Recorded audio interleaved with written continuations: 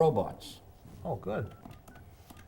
Can we talk about Purple Rain too? One of my all-time favorite movies. After you talk about War of the Robots, He's good friends with Prince. You like Hall & Oates, Joe?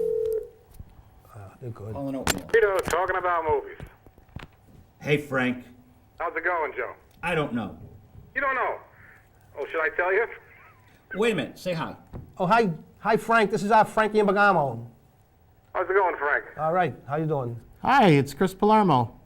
How's it going? You met Frank about 6 months ago, a year ago? About a year ago, maybe? Year ago. He was on.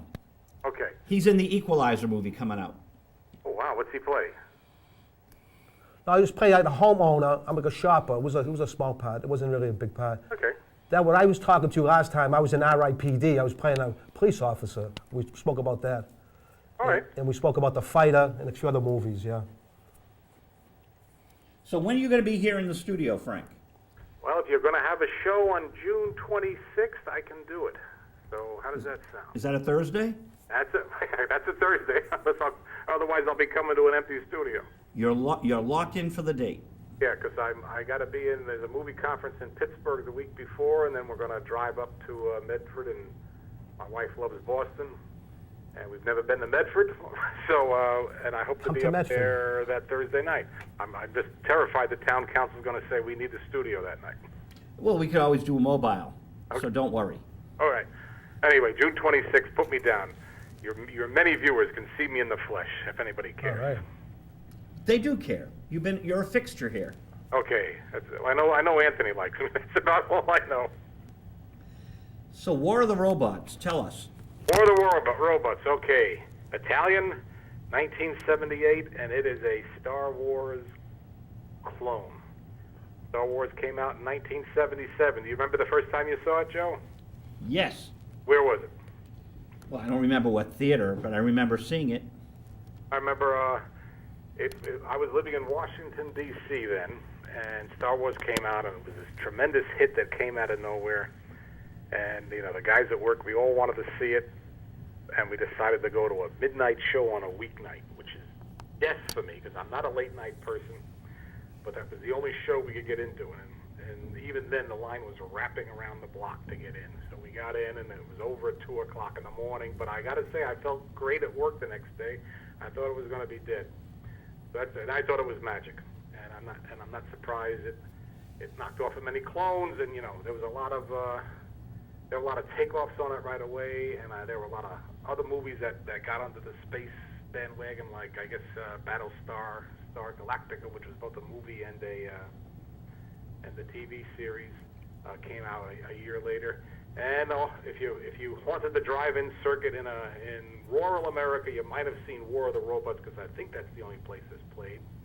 Again, it was made in Italy. The dubbing isn't bad, but the movie, I think it tries to fit it tries to be too much like Star Wars, and that it tries to fit in too much. There's laser sword fights. There's a big spaceship battle at the end, and basically, you know, it's a familiar plot. Kind of a dying planet kidnaps 2 humans that are going to help it out, and then the rest of the humans go after them, and that's all I can tell you without spoiling the plot. So I must say the plot is kind of convoluted. You'll have to really watch to see the plot, because things unwind at their own pace on this. You know, European versus American sensibilities. Sounds interesting. And now, just in case anybody tunes in tomorrow and is disappointed, War of the Robots is also the title of a classic episode from Lost in Space, when Robbie the Robot from Forbidden Planet was a guest star, and he appeared, and he and the robot in Lost in Space, go to war with it. And that tends to be, people that are Lost in Space fans, that tends to be a favorite episode of all. It has the same title, War of the Robots, but it's not the same at all. So I hope no one that tunes in tomorrow is going to think they're going to see one thing and get another. And it's confusing online, isn't it? Because it comes up together.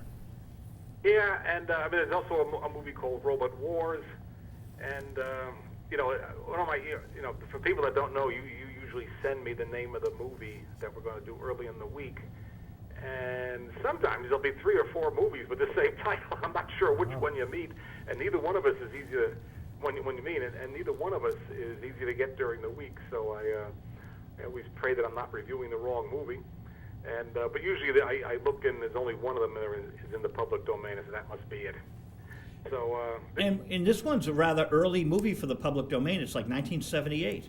yeah, you can screw up the copyrights pretty easily. There is a new documentary out on Night of the Living Dead, the making of it, Wow. and it's got Living Dead in the title, but I can't remember the full title. But it's a documentary. I think it was made last year, and a lot of people that made that are still around. So that was a really good job they did, and. But it turned out that was never copyrighted from the day it was released because they forgot to put a copyright symbol anywhere in it. And the same thing happened to Roger Corman's The Terror. Oh, So right. it is, and you showed The Terror a couple of years ago, which was basically public domain from the day it came out because they didn't for the simple reason they never put copyright on. They didn't put copyright anywhere in the film, in the titles or anything. And so you can screw up. I mean, so. If this came to America and it was probably given English language titles and English language credits, if they didn't put the word copyright on there, that would be all that was needed in those days for it not to be copyrighted. So yeah, it is kind of late. We do a lot of silent movies and a lot of movies from the late 40s when they got a bit sloppy on that when the studio system was breaking down. But you've also shown later stuff. This might be the most recent movie you've shown. You've shown that John Travolta TV movie, which Yep. is a hit, and for the life of me, I can't understand why that's not copyrighted because they must have watched that. But What, The Boy in the somebody Bubble? screwed up somewhere. The Boy in the Bubble? Yeah, the Bubble Boy movie. Bubble whatever. Boy. Is that the name of it? The Boy in the Bubble? Boy in the Bubble. It's a Yeah. classic. Well, we've only got like 20 seconds left, 30. Anything else on this? This is one of these Italian movies where the credits are English or anglicized names. So, like the director is Alfonso Braceria, but he goes under the name of Al Bradley in this movie. So, no matter what name you're looking at, you're probably seeing the work of an Italian, even though he has an English name. Well, are you Italian, Dello Stritto? I'm half Italian and half New England stock. My mother's side of the family is from Rhode Island. Well, Imbergamo, Palermo, Viglione, Dello Stritto. We're from Caserta, but we don't really care. We're all over. We won't be concerned about it. Okay. Talk to you next week, Joe. Thanks, Frank. Okay. Hey, Frank, take care. Good luck See ya. with the All book. right. Did you guys have fun? Yeah, very nice, yeah. Oh, yeah. You're always welcome back here. You know that. We're coming back. Who Yeah. said we're leaving? Yeah. We're leaving already? Hey, no, we got another. We're going to go have the gravy. Didn't got you make another the minute. gravy? Oh, okay. We need time to make the pizzas. No, so the next episode, do you know where? I'm not going to say. Where I met you for coffee. But don't say. Oh, okay. All right. We won't say Oh, this. good. And Yeah. what's the website? Again, the original home is you go to YouTube and search Pizza Makers. Actually, the best place, Joe, go to Google Pizza Makers, 2 words, Pizzer, and you'll get all the press and the episodes and everything you need. Pizzer Makers. It's all free. That's it, all free. Pizzer Makers in Google. And you can see Frank Imbergamo in The Equalizer this May. And Chris Palermo. And I'm so glad you came tonight. Thanks for having us. Thank you very much. Cheered me up. And Frank's great. And Valerie. It's a wild show. That was a fast hour. It's a pleasure being here. Class act, Valerie Vinay. Yeah, God yeah. bless you, Valerie. Thank you for being on our show.